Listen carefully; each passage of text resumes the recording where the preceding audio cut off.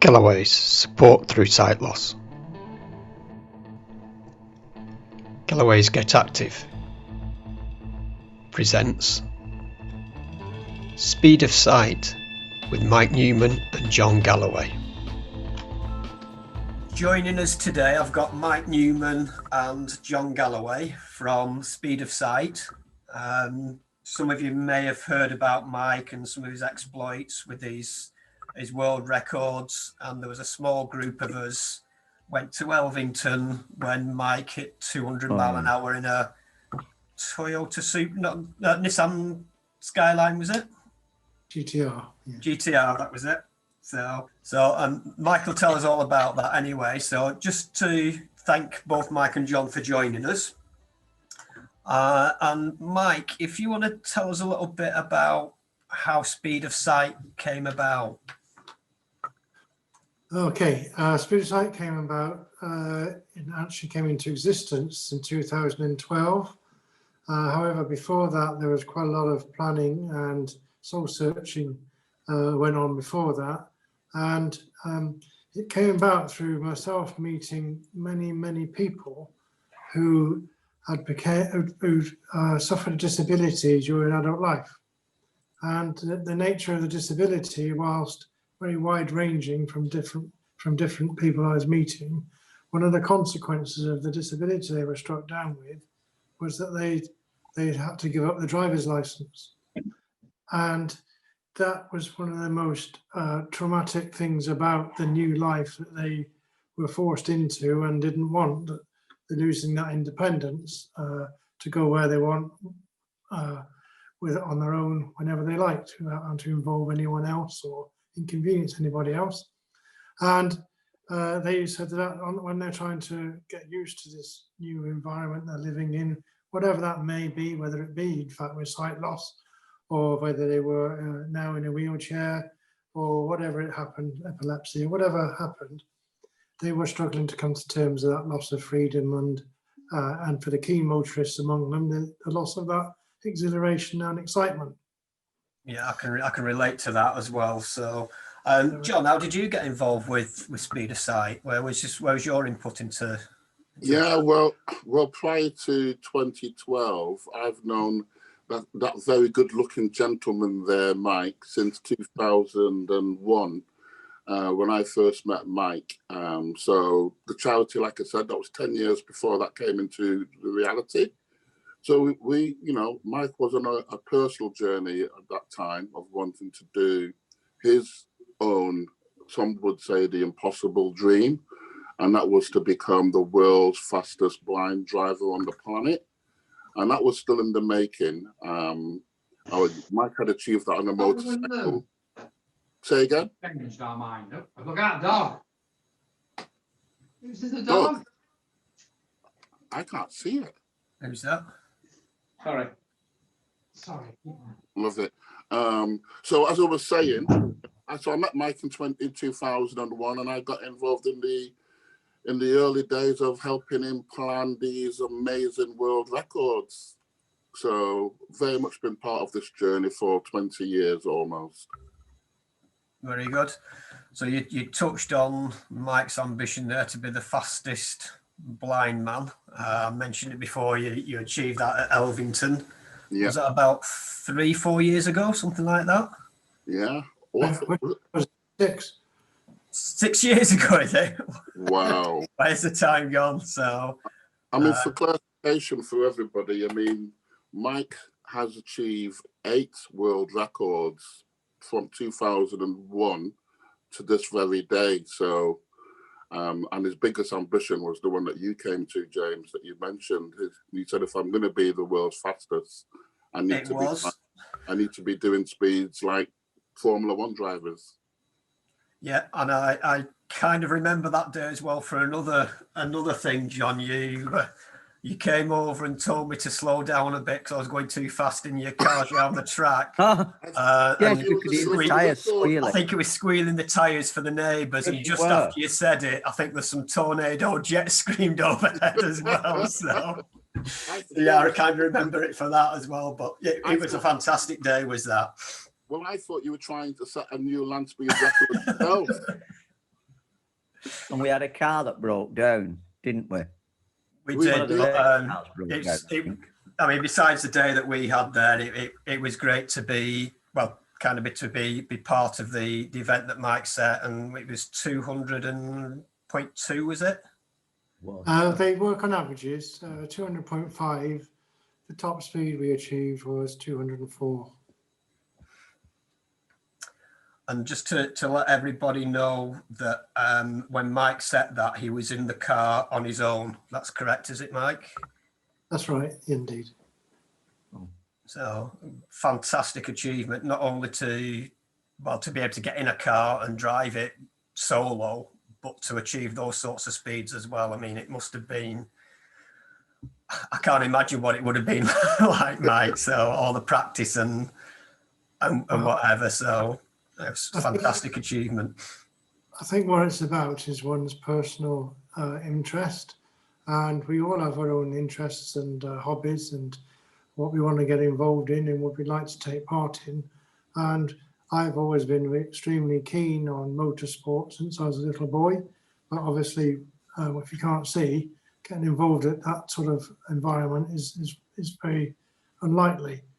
So it took many years to come up with a way where I could enjoy it for a few moments, enjoy the feeling of being in control of the power under the bonnet, if you like, because that was my interest. I didn't have any particular interest in other sports per se, such as football or cricket or things like that, where many people do. They get a great deal of satisfaction either playing football, regardless of whether they've got a disability or not, or going to the match on Saturday, and that's what they like. But for me, motor cars, V8s with load of horsepower was what floated my boat, and all I wanted to do is experience that primarily for myself, my personal satisfaction, to understand what the exhilaration was going to feel like when you unleash all that power, and that the car leaps into life, becomes alive, and it's yourself that's there at the controls making it happen, rather than being sat in that damn passenger seat letting someone else do it. So for a few moments, it was me that was in charge of the noise. It was me that was in charge of the direction of the vehicle, and it was me hurtling towards the record books. For those few moments, it was like freedom, and it was like nothing else mattered for those few moments. So absolutely, yeah.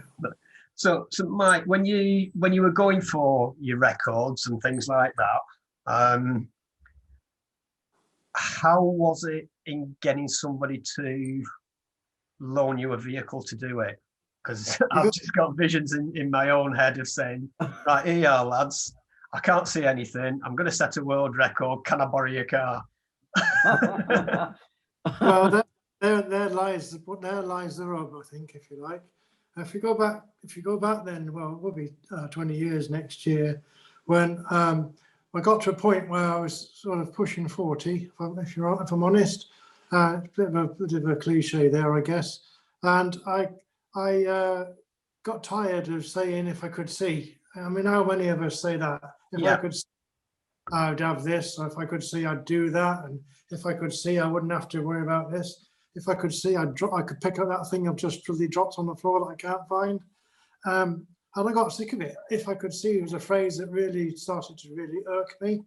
And I thought, well, let's drop the if I could see and let's go to change our mindset a little bit and try and say, what if? So just take the negative and try and put that word what in front of what if. So what if there was a way that I could enjoy the excitement just for a few minutes? So once you decide to think, what if there was a way, you start, if you're interested and want to do it, you start looking for that way. And when I first started to change my mindset to what if, I decided that the first challenge I was going to undertake was to see if I could ride a motorcycle. And I was lucky enough at the time when I had a good friend of mine who was a keen biker, and I'd been on his bike with him a few times. And I said to him one day, well, I think I'd had a hard day at the office, and so it's a Friday evening, long week, and I've got into my local, pretty tired, fed up, and looking forward to the first pint of the night. And says to my mate, he says, I'm thinking about doing something a bit different, a bit exciting, a bit of a personal goal. I want to learn to ride a motorbike and see what it'd be like, and not in this particular case take a motorbike around a racetrack per se, but take a bike, say from a straight line standing start to a reasonable speed, and see how it feels when it's me on the handlebars, me twisting the throttle, and me keeping it upright. So to be fair to him, he took it in his stride. He said, "If you want to do it, Mike, I think we could do it." And I think I was lucky there, in as much as he was a positive type of bloke, and motorbikes were his passion. So he got the idea, well, why shouldn't I see if I could manage it? And I've got to say at this point, folks, that having been blind all my life, whilst I might have been on the back of one, I'd never had the opportunity to be at the control. So after a bit of a planning and a few more Friday nights in the pub, we got to a point where the talking stopped and the action started, if you like. So we arranged to go to Alvington, and my friend of mine, he says to me, "Well, we're going to take a couple of motorbikes, and since it's your first time on a bike on your own, I'll take us something a bit more modest." So we took a moped, 50cc moped. We got to the runway and all this open space, and we've got a taxiway to one side of us. We've got linkways between the runway and the taxiway. So we had quite a nice little circuit that I could ride around and just enjoy, in theory at this point still, don't forget, in theory enjoy riding a motorcycle in a safe environment where I'm not going to do anyone any harm, and no harm to myself.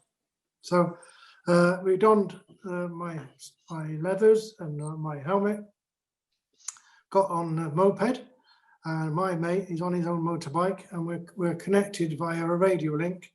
So we've got microphone and speakers in our lids, and so he connects up and he says, "Right, Mike, we're in a good position to start. Off you go." So I've set off on this moped, and to my horror, I just couldn't get a sense of balance on it.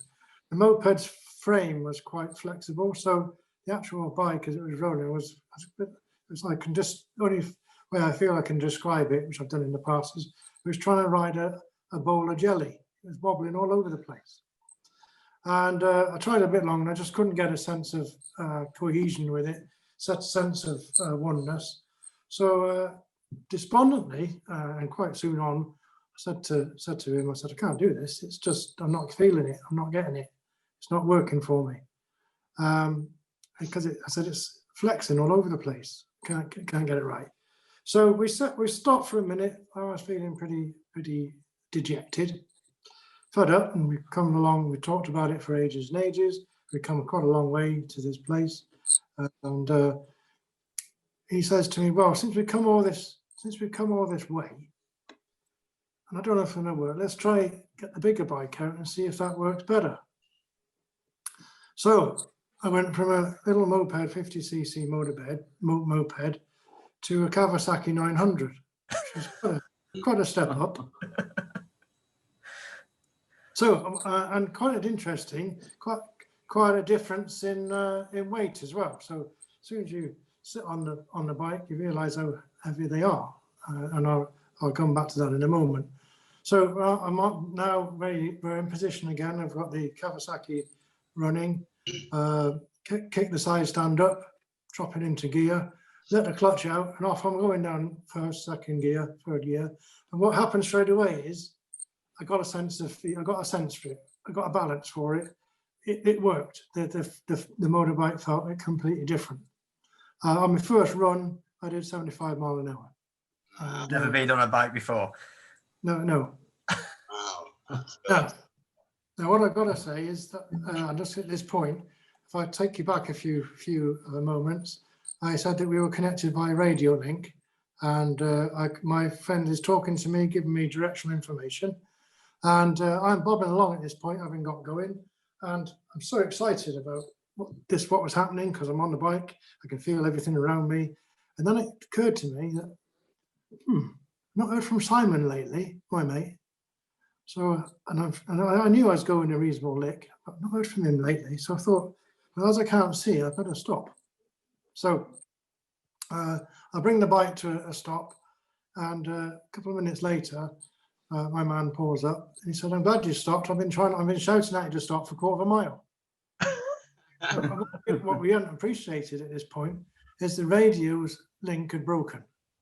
So now what we learned, this was a good learning point, because I need someone to give me directional information. Without that, I could crash into anything, as you can appreciate.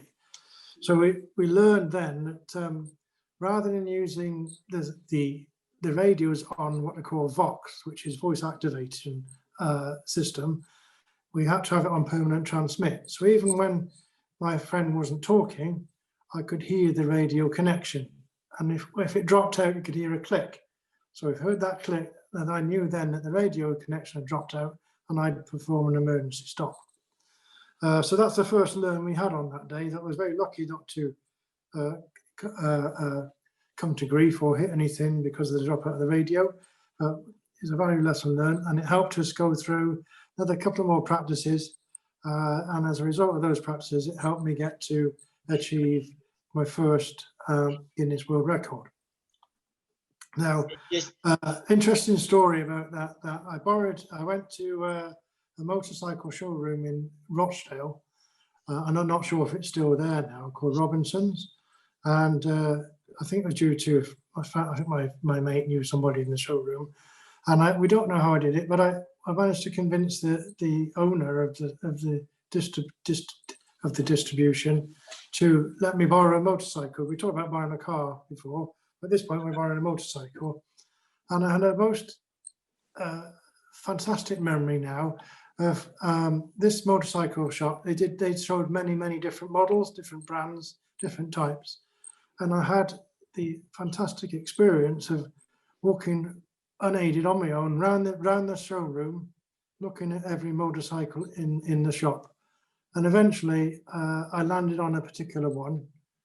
And my friend said to me, "Bloody knew you'd choose that one." And it was an Italian sports bike, absolutely beautiful. Absolutely. No, it was a Aprilia, 1000cc V-twin, and it was a beautiful, gorgeous machine. And so we took it for a practice, and had another radio blip, and I was probably doing about 80-90 mile an hour on the bike, and my friend says to me, "Come to the end of the runway now." Oh, Lord, really? Joking? Why didn't you give me more notice? So I got a fistful of brake, and just as the bike was about to stop, it flipped, unfortunately, and I ended up dropping it, which caused a bit of paintwork scratches on the fenders. Nothing more than that, really. So I had to ring up the dealership and say I'd bruised his lovely, beautiful bike. And he says, "Oh, as long as you're okay, we can put some more paint on it." The interesting thing, having got it back to the garage the next day, salesman said to me, "Unfortunately, one of my colleagues had sold that bike the day before yesterday, and he's been on the phone to the guy buying it this morning, and has told him that a blind man's crashed it, and the guy who's buying it doesn't believe him." So that was my first step in dipping my toe in the water of Guinness World Records, and it started me thinking about my first passion, which was motor cars, and how I'd love to get behind the wheel and be in a car and be at the controls and controlling it myself. So after a bit of a gap and a bit of a sort of thinking, how can this be achieved? I met John, and what happened is I used to be, in another life, I used to work for Barclays Bank as a bank manager, and John came to see me to open a business account. And we were chatting away, and he saw my Guinness certificate on the wall beyond my desk, and we got talking about that. And I happened to mention that I fancy getting off 2 wheels and getting in 4 wheels. And to my surprise and eternal gratitude, he agreed to help me achieve my first land speed record, which we did in 2003. Now, the difference between a motorcycle and the sort of vehicles I would need in a car approximately is about 60,000 quid. Obviously, motorcycles are quite a bit, whilst motorcycles these days are expensive, they aren't as expensive as a high performance V8, for example. So to convince someone to lend me the car, as you said before, James, it wasn't easy, it was hard work. And I think having gained a record on a motorcycle did give us some credibility. I had a track record, as it were. However, it was still an uphill battle. But eventually we managed, after having spoken, and John speaking to many people, both at home and abroad, we managed to find a local dealership in Bolton who was prepared to lend us a vehicle that would be quick enough to get the record that was already outstanding there.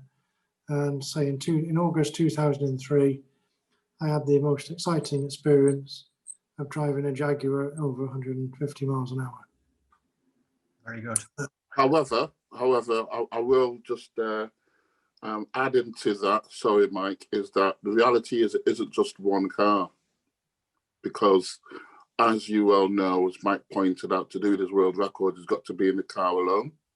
So therefore, he needs another car of the same spec and the same capabilities in order for the people following him, giving him the very important directional advice that he's going to need.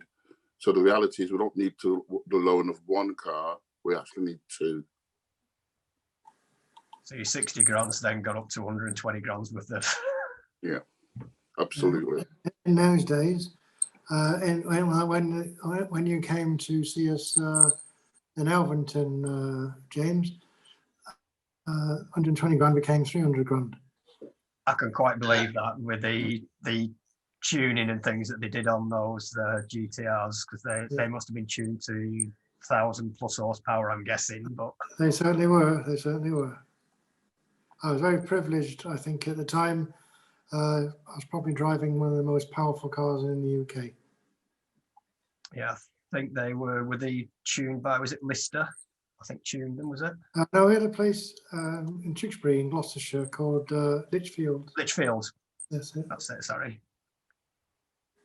Oh, but yeah, it was amazing to see you go down the track. If I remember right, was it your dad in the pursuit car? Was it your dad or? It was, yeah, it was my dad and Ian Lichfield, who owned the company and the cars I was driving. He was behind the wheel, and my dad was doing the navigating. And what happened over those many years? It took 11 years from the first car record to my ultimate goal of achieving 200, and I was determined to get there. And I wanted to do it, and it took a lot of persistence from myself, but it also took a lot of patience and support from the team around me that stuck with my dream and helped me achieve it. Because you don't do these things alone without phenomenal friends and family to help you get to your goal. It wouldn't have happened. So a lot of patience from everybody, a lot of perseverance from everyone, and a lot of picking ourselves up when things didn't go right until the next time. But what was one of the most remarkable things about the story so far, as I say, because the story is not on, I'm not dead, so the story is not over. But was that, as I say, being a really big fan of motorsport from when I was a tiny toddler and wanting to be a racing driver, never going to happen, really, is it? But I have experienced some seriously high speed fun. But what I never expected to happen, and I'm still pinching myself today, is that I never expected to get telephone inquiries offering to pay me to drive. So as I got older, and I'm pushing 60 next year, I never imagined that I'd actually become a professional driver. It's crazy. Hey, it's an ambition, isn't it? It just shows persistence pays off, and it enables you to do something that you love doing. But it's not just 2 wheels and 4 wheels, is it, that you've got the records? I think is it water? I think there was an aerobatic display as well. It was. We got. I used to work. I've always worked with and tried to help different charities out from time to time before setting our own up. And I got to say that the charity we work with now it's the most humbling but most motivating thing I've ever done in my life. I think John would agree with me. We meet fantastic people during our driving seasons, and it's a fantastic privilege to be able to give them that excitement and that enjoyment that I experienced, getting them behind the wheel of an exciting motor car, enjoying themselves, driving a race circuit. It's wonderful. And it has a lasting impact. People come back time and time again each season to enjoy it again. And what I never imagined initially is, well, I expected to be working with adults who, as I said earlier, that had lost their license through illness or accident. But I never dreamt that how many children we've worked with. And I must say, probably half of the people we work with now are small children or teenagers who have been born with that disability that will never let them hold a driver's license. So very rewarding to give them an opportunity to. Yeah, it's great. Sorry, Mike. It's great that it's not just for people with sight loss as well. It's all disabilities that you cater for. And looking at some of your videos and being on some of the days that you've had, it's great to see that no matter what the disability is, they'll get to be behind the wheel, and the smiles and things like that come off people when at the end of their session when they take that helmet off. Yeah, you can't write it. You just can't put it into words. It's just so magical to see the expressions. And we're in a lucky position that we can deal and work with people of all ages. So I think the youngest chappie we've had has been 5. Wow. And our oldest driver, Margaret, she was 89. So we're lucky that we can work with across the generations. And we've had multi-generational families come and take part in a day with us as well, which is very rewarding and very satisfying.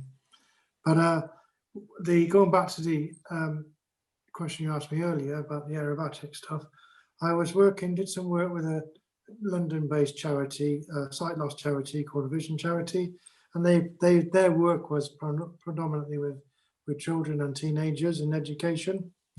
And we were at their Christmas do, or annual dinner. I think it was at Christmas time, and we'd had a lovely evening and a nice meal. And I don't know, but I enjoy an ale or two when I get the opportunity. And this particular evening, I had enjoyed an ale or two, and or 3 or 4 or 5 or 6. Barrels. And towards the latter part of the evening, the CEO came over to say hello and thank me for coming down from Manchester, and thanked us for the partition, the work we done, which wasn't great work, but wasn't great for him to do that, but it was nice of him.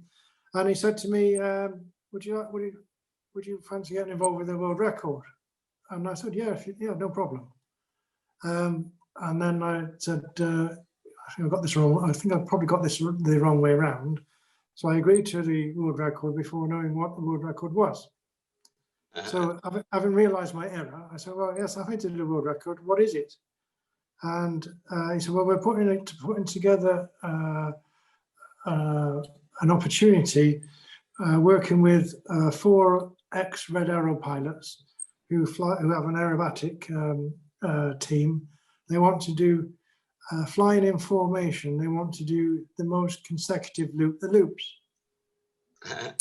So you've got four aircraft flying in very close formation, going round and round and round. It's never been done before, and they wanted to set the record. So very capable individuals. But the difference that they wanted to do with it, they wanted to have a couple of 2 or 3 passengers with them that had disabilities of one sort or another. Now, you may have guessed at this point, but I have an issue being the passenger. So I said to so I was introduced to the team leader, and I says, yeah, I'm keen to have a go at this record, and on one condition, however. So he says to me, what's that? I said, I want to fly the airplane. You still there, guys? Yep. So I want to fly the airplane. And Stone silence, I think, then, Mike. like you guys, there was a silence. You're quite right. There was a silence. And after a few seconds, he said, what do you mean you want to fly the airplane? So I'm not sure I can say it any different. I want to fly the aircraft. So he said, okay, I think it can be done. Let's work on the principle that we can do it. And we got to the day of the event. We went down to the RAF base, and sure enough, I was in the lead aircraft, and went up for a practice in the morning, and got hold of the controls, and I managed to do the loops with the sticks. I managed to pull the stick back at the right moment and have the aircraft doing loops. And after lunch, I'm not sure it was a good idea going back up after lunch, but there we are. After lunch, we were in formation, and I was allowed to fly the lead aircraft through the first loop, and it was very exciting and enjoyed it very much. And we were able to do 26 consecutive loops. Brilliant. Okay, so you've now gone from a few £1,000 bike to a £60,000 car to 300 grand's worth of car to how many £1 million worth of planes? Aircraft was worth. There we go. So it was great, and we managed to achieve the record, and they were very pleased with the publicity they got from the exercise. And going round and round upside down, though, I did got disorientated twice. Well, to be fair, I didn't know my arse from my elbow, but we managed. So moving on then, Mike, to the charity Speed of Sight. I mentioned to some of the guys here about the cars all being dual controlled and whatever. Do you want to elaborate on the cars and the buggies that you've now got? Yeah, what we decided fairly early doors was we wanted to experience, regardless of whatever challenge our participants were living with, is to make it a very auditory and tactile experience. So the way we were going to do that is to make sure they were open top, and we wanted to make sure that the individual coming to our experience could get the best possible time and the best possible time they could have while behind the wheel. So it was important that the instructor they were working with could have control of the car as well. So the cars have traditional dual control pedals that a driving instructor tuition car would have. And in addition to that, the instructor has his own steering wheel, so he can steer the car if need be, and he can assist with steering if and when required. And additional to that, our buggies have hand controls in them, so wheelchair users that don't have use of the legs can have a go using the hand controls as well. Very good. I've personally been on, I think it's 2 or 3 of the events that you've had, and absolutely loved it, and I could definitely vouch for anybody to give it a go. I mean, we've had our own driving days, which are great, and getting to drive the school of motoring cars, but when you jump from the school of motoring cars into the vehicles you guys have got, it is stepping it up to another level, and you have got that extra incentive of the speed and like you say, the freedom of being in control of something of that sort of speed and power. And we offer two types of experiences. We offers the track experiences that Jane's talking about. We also do off-road events as well.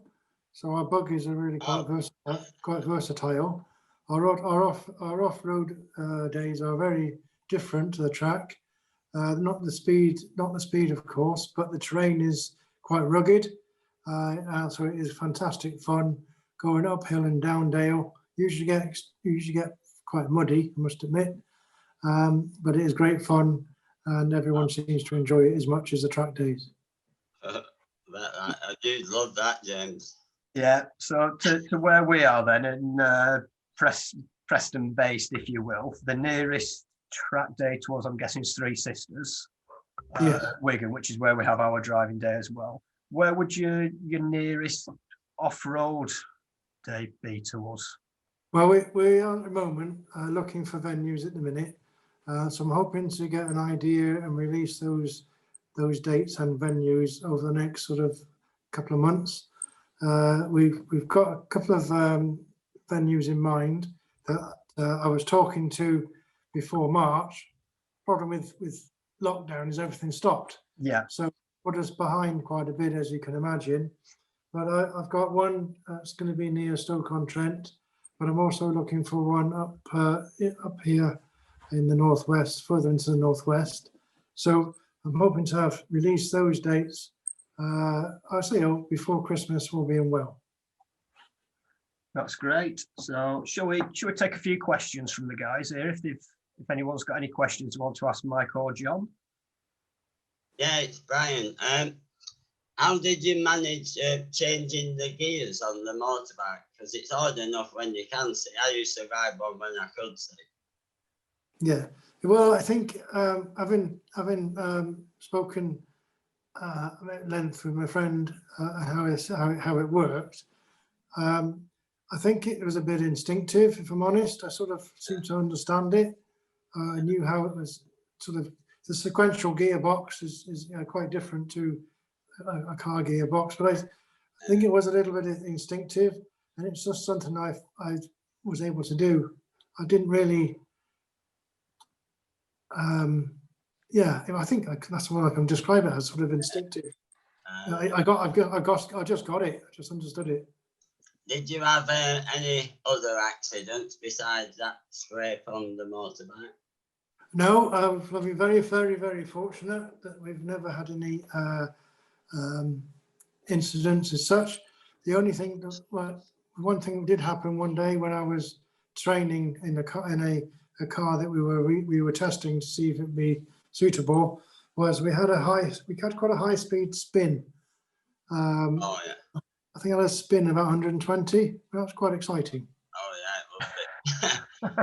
But I'm totally blind, and I thought I would be brave trying to learn guitar, which I'm doing at the moment. But when I'm listening to you, I think it's quite mild. Well, if you want to try driving it, Brian, give them a go when they're able to. So if you want to come and get and join us next summer, Brian, you're absolutely welcome. Oh yeah, it'd be fun that. James, I've got a question. Go on. So he's been in the most awesomest thing, a jet fighter plane. What's your next challenge? What we're trying to do is part of our biggest challenge, if I'm honest. It doesn't need any encouragement. Come on. Come on. You see, I live near British Aerospace, so I hear the Typhoon jets every day. So that you flying one is absolutely awesome to me. So I'd like to know your next challenge. You're being a bad influence. I'm only joking. Well, our biggest challenge is keeping the charity going. But from a personal point of view, we are hoping to get back on the water next year and increase my water speed record. Wow. So we're hoping to go down to Torbay spring, summertime, and have an opportunity to go very, very fast in a powerboat. Wow. And our ambition is that it will help raise some much needed funds to keep the charity going. That's brilliant. Yeah, So- and on that note, it's difficult times for all charities at the moment, isn't it, with everything. Difficult times for charities. It's very difficult. So out of all three things, water, air and land, which is your favourite? Well, I get asked this quite a bit. The fortunate thing about the three different types of things is they're all very different. So it's quite difficult to compare like for like. And I also get asked quite often, which is my favourite car. And I suppose I've got to say my favourite car is the one I'm driving at the time. Yeah. The car records are unique. As I say, I'm a really big motorsport fan. Being involved with the aerobatic thing, that was definitely a one-off. Probably never happen anything like that again, I don't think. Excuse me. Now the Powerboat, well, as I say, that was really exhilarating as well, because if you think about we're on the sea, so we're doing say 100 mile an hour in the Powerboat, and we are going over waves that are about 6 foot high. No. So if you imagine you go over a wave at 100 mile an hour, it's about 50 to 60 feet before you're back in the water again. So not only are you going from left to right steering the boat, but you're going up and down as well. It's fairly awesome, fairly awesome stuff, and phenomenal fun. And I've been extremely privileged and very lucky to be given the opportunities to have a go at these things, and I feel very lucky that I have managed to do it. That's brilliant. I'm Rosalie. I just want to say I really admire your courage. You've done well. Oh, that's lovely. Michael and John, you've done really well. Thank you very much. I don't understand how the speedboat does that, because I sailed when I could see from Saint-Tropez just across the bay to St. Maxime in a canoe, and the waves are like 8-10 foot high, and we're struggling doing it in a canoe. So doing it 100 miles an hour, do you think you just hit them like a wall? Well, you have to hit the waves at the right angle, that's for sure. And it is very, very, very exciting. Yeah, But, excuse me, how do you do that if you can't see? Well, I have a helmet on, and in my helmet, I've got a communication link, and I have a navigator who's given me verbal directional instruction.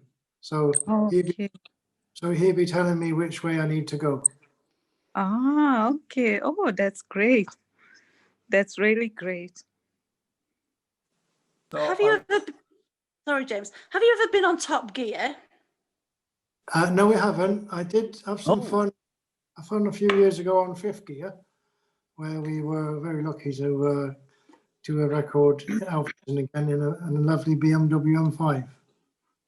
I just think now it's like Freddie Flintoff and Paddy McGuinness, and they're all northern. Maybe it might be worth an email to them.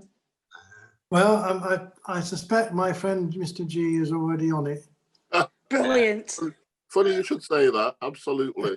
Definitely. I mean, there's a synergy there because he's got 3 children, and his 3 children all have autism. So he has some sort of understanding of disability, you would hope. Right. Never knew that. Yeah, so Mike, there's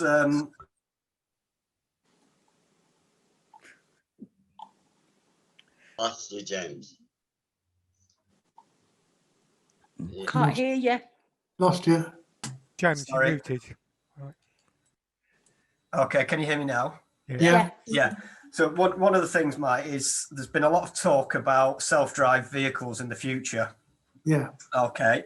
Now, I'm guessing from what you've said, and also for myself, Yeah, that a lot of blind people are saying, oh yeah, it'd be great when these self-drive cars come out because I'll be able to have a car. that's Now, right. to me, I look at it from the other point of view where the whole thing with driving is being in control of it, which you still wouldn't be able to do with a self-drive car. To me, it'd just be like being a passenger again. Yeah, So, I understand that. But what I would add then is that if when I get my self-drive car, the difference then is that I can get in my car on my own and go where I want on my own without having to involve anyone else. So yeah. I quite agree with you about having the control and enjoying the driving experience. And I always enjoy that chance, and I hope we'll be able to deliver that for ages. But to be able to get in my car on my drive, put the dog in the boot, my guide dog in the back, get in the car and tell my car that I want to go and see my mother, without having to ask. I get that point of view for the independence and not having to rely on somebody to drive you somewhere. Absolutely. I just think from my own excuse me, my own point of view is, yes, it's great to do that, but for me, when I was able to drive, it was sort of a hobby and a passion and things, just to get out, get in the car and go for a drive, Absolutely. regardless of where I was going. Not a case of going from A to B, but just going out for a drive and being in control of the car. And I think it's that side of it that I miss more than the transport side of it. I agree with you, and we that's why we exist. That's why our charities are here, to give people like yourself and me the chance to experience that, if only for a few moments. Yeah, nice. And we're going to carry on doing that as long as we can breathe, I hope. But Are you still carrying on with the races? Not the like those driving sessions like we had. yes, they're carrying on, definitely. Right. They'll be going on for many years Right, to come. because I remember going in one of them when we came up that day with James. Why, Yeah. do you not have trouble getting insurance? Talking about self-driving cars, I mean, it's going to be an issue with self-driving cars. I know later on when they start becoming more regular on open road. But as a blind racer, have you not had trouble getting insurance? You know, I would imagine insurance companies say, we're not insuring you. You can't see. He's got a major no claims policy now. Well, anyway, I never bent one yet. Yeah, we've found that, David, when I've been phoning up for insurance for our driving day at Three Sisters. Right. We've struggled to get insurance with some companies, and it's a case of the same old thing again. You explain to them that, okay, we're having this driving day. It's on a racetrack. Oh, and by the way, it's going to be a group of visually impaired people that are driving. And they look at it and think, racetrack, that's a bit dodgy. Blind people on a racetrack, because straight away they think it's a race event, whereas ours is more of a procession and just a driving chance. There's no high speed control or anything like that of the cars. It is a procession of things, and just getting insurance for that is a bit of a nightmare as well. Our insurance for our charity, our insurance premiums are very, very exciting, I can show you. I know more. Right, Key here. I've got a question to ask you. Have you driven an electric car before? Not yet. Oh, right. I was thinking of Tesla's, like the autopilot. Yes, I would enjoy the opportunity if and when it comes my way, but I haven't had the chances yet. Okay, thank you. Yeah, my son's a bit like James. He says I don't want electric cars to come out because he'll miss the experience of changing gear and all that, doing the proper drive, because he's only just passed his test. And he's like, oh no, they're not going to do that, are they?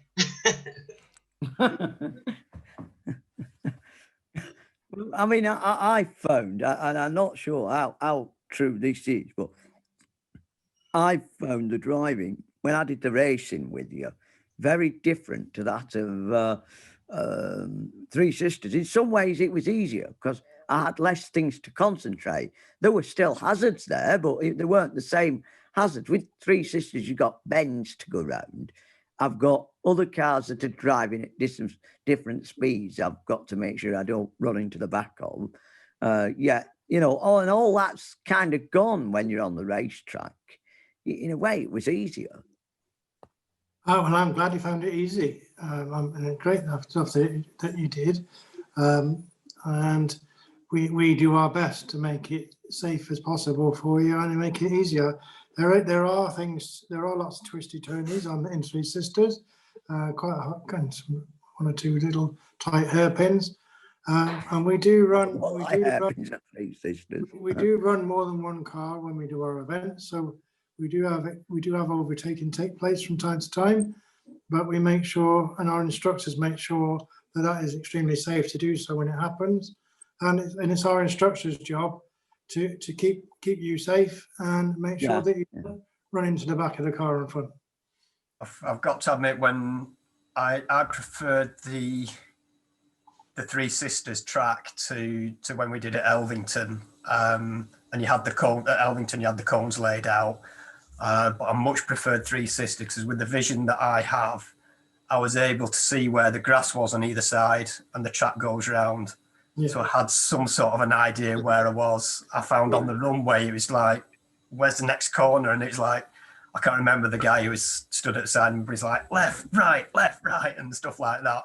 Whereas on the track at Three Sisters, I found that a lot more enjoyable. I mean, the other was enjoyable as well, but the track I think was much more preferred. We are looking for new tracks all the time, and we're lucky enough to be going to visit one in a week or two over in York. So that'll be a new venue for us next season. Right. And we excuse me a second. When we first started out, we were doing our best to find venues wherever we could, and our first few events were just in car parks. And we're lucky enough now that we've got to know a few more people, and we're a bit more known in the community. So now we tend to we're in a very fortunate position to just work with race circuits, and we get the race circuit owners to donate days to us. So as a charity, we don't pay for the venues. We get them donated to us, which makes it viable. So Three Sisters, for example, have been a fantastic big supporter of ours, and they let us go 3 or 4 times a year, and that is that's our home circuit. But we'll be going next year. We're going to the northeast as we did this year. We popped down to South Wales, and hopefully our new venue in York, and we're exploring a new venue for us at least down in the southeast next season. So we'll be a little bit more nationwide, because there's an awful lot of interest for the experiences that we're providing, and we want to try and take the cars to the people rather than the people to the cars, if that makes sense. Yeah, I think the Anglesey track would be a good one if you got the chance with that. It would. So far, we've not been successful in gaining their support, but never say never. At some point, we might get lucky enough. But at the moment, they want to charge us 6,000 quid. I can believe it, because when we had a driving day at Three Sisters, and when they had their troubles and suddenly the track was closed, it was sort of the week before our track day, and they told us, the track's closed, and we didn't know when it was going to open again. Just on spec, I phoned Alton Park up just to see what they wanted, and I think before anything, it was about 12 grand. That's it. But before you'd even done anything on there, so I can imagine, the costs are pretty steep. But like I say, Three Sisters are fantastic. They've been really good for us as well. And Alton Park definitely love you more than they love us, because they quoted me 21 grand. Is that what it was? Yeah. As I say, so we make Alton Park. Is that Alton Towers? No, it's Alton Park. Oh, sorry. OULTON. It's in Cheshire. Right. So we make it a policy to not pay for venues. There's enough, and it is a struggle, and it has been a struggle, but we've become in the north of England quite successful. Once we get a venue on board and they see the difference we can make with people, then they get it. And once they get it, they're happy for us to go year after year. As with most things, it's always the most difficult thing is getting your foot in the door. But once you're in, we know we've been very lucky and we've had great support. So we're trying to get down south, but at the moment we're struggling. Yeah, it's one of those things, isn't it? It's a unique experience, a bit like our driving day within the visually impaired community. It's a unique event. There's very few, if any, places that I know where visually impaired people can go and drive if it's not with yourself or it's not our driving days. I think Guide Dogs once did something, but the sponsorship I think they wanted was something kind of astronomical. They did, and what as you alluded to earlier, James, that when driving instructors come with their cars, their insurers won't insure them. No. So they can't do it. Oh. Yeah, we're very lucky that we are able to get some insurance for the drivers when they come, and the driving instructors that come on our events, they give up their cars, they give up the time, obviously the fuel, the tires, and things like that. It's without the track, giving us a track, and the driving school, and those who come with the Porsches and the classic cars to give passenger laps around the track, we just won't be able to do anything. So it is, like I say, getting as much help and support from other people out there that are prepared to offer their cars. And like I say, we've one car that's quite popular in our driving day to go in a passenger lap is a 60s E-Type. Been in that one. Yeah, and it's like the queues to get on that is something else. And for somebody to bring that type of vehicle out onto a track and actually give it some round the track, not baby it round, but to actually use it, it's fantastic with the help and support that we get. I was very lucky through John's networking and socializing, as it were. I'm very fortunate that I don't own an E-Type, but I own a Jaguar, and I was lucky enough last year to drive my Jaguar quite fast. It was good fun. So, any other questions? Yeah, what brought you? I remember seeing you at Morecambe Carnival a few years ago. What brought you to our carnival we had? Well, we have friends who live there, and one of our friends is one of the organisers, and she asked if we'd like to join the carnival, raise some publicity for our charity, and I was lucky enough to drive our car in the procession. Right. Because you were in the procession as well, weren't you? I know it was a bit of a bad day for the procession. Oh, it was the day pissing I saw you, it was a pretty good day, but I think the procession was the day after, wasn't it? But it's always very nice to drive in the carnival procession, and it's it's a few opportunities I get to drive on a public highway. Well, there is that, and that's what I'll say. And funny you should say that. That's what I like about Three Sisters Racetrack. Having been born visually impaired, there's no way I'm going to be allowed on the public roads. But Three Sisters is about the nearest we're going to get to the public road, in that it's twisty, it's hilly, and you've got to follow other cars, which is almost like you get on a normal public road. It is. The fact that it is twisty gives you more of a feel for the experience that you're manoeuvring the car around the circuit. Yeah, it gives you the braking and the acceleration feeling as well. Because before, a good few years ago, before we started going to Three Sisters, we went to Salisbury on the airfield. I remember them days. Yeah, and it was great that you got to experience the speed, but once you've had that initial hit of acceleration, that was it. You didn't have any other sort of sensation until you hit the brakes at the far end. Whereas Three Sisters, you've got the leaning left and right, so you've got the acceleration, the braking all the way around the track. So you've got more sensations going on, I think, than what you have just going in a straight line. I enjoyed it changing gear, and that brought back a lot of memories. Yeah, most of the cars we use at the moment are automatics. And the reason for that is twofold, really. One is that a lot of our drivers, as they have never driven before, so we want to give them the most. We want to give them the most opportunity to enjoy their driving time. And the second reason is I got fed up of changing burnt-out clutches. And that will be better automatic when you're off-road, because you will need to concentrate more on steering. Yeah, our off-road buggers. Funny you should say that, James. I found I could concentrate. Brian, sorry. It's funny you should say that. I found when I drove the automatic at Three Sisters, I could concentrate on the road ahead of me. You know, the actual act of driving and concentrate properly, you know, on what was going on. And that's it.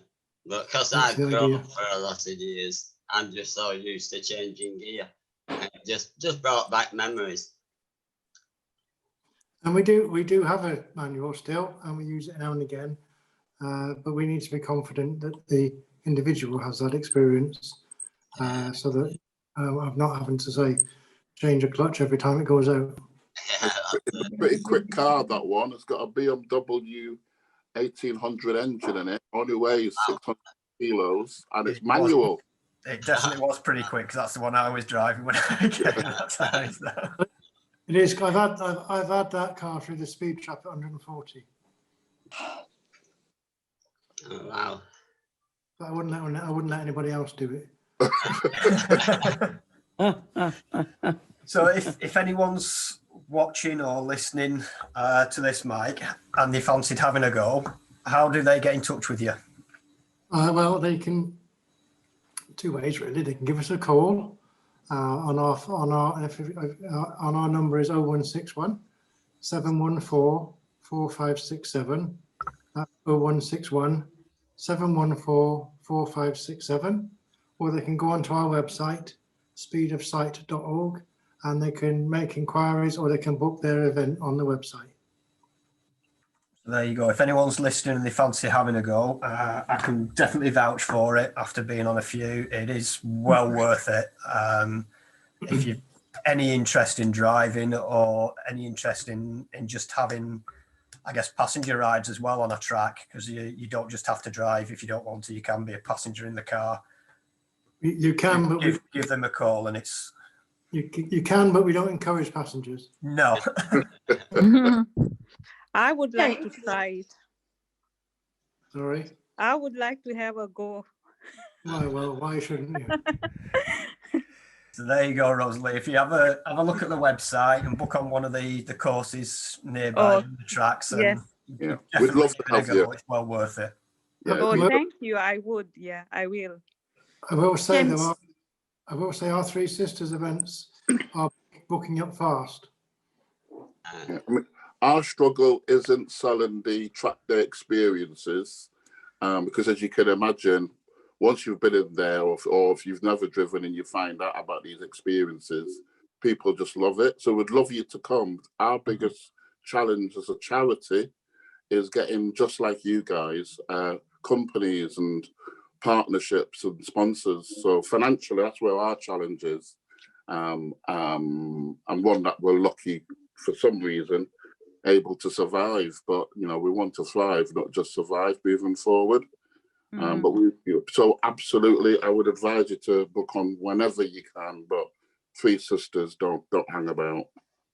Yeah, it's like filling the events up isn't the issue. It's putting more and more events on. That's the issue. Yeah.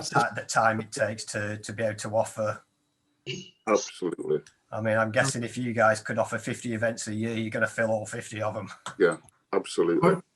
Once more and more people hear about us, we find them getting busier and busier, and we only have a small resource at the moment.